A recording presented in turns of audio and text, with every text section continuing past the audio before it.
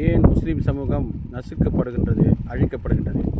பலஸ்தீனை எடுத்து பாருங்கள். அல்லாஹ் காபத்துல்லாஹ் பாதுகாத்த மாதிரி ஏன்னா பலஸ்தீனை ஏன் பாதுகாக்கப்படவில்லை? இப்போ தான் ஆகஸ்ட் 10 மஸ்ஜித் தாபீன் என்ற காசாவில் இருக்கக்கூடிய மஸ்ஜிதில் அன்று நாள் தான் குரான் முடிக்கிற நாளாம்.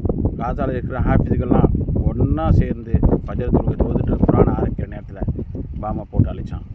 அதே போல் கொஞ்ச நாளைக்கு முன்ன மஸ்ஜித் அக்ஸாவில் 700 பேர் இஸ்ரேலுடைய பொருளாதார அமைச்சரோடு வந்து என்ன செய்கிறாங்க, அவங்க தௌராத்தை ஓதுக்கிட்டார்கள்.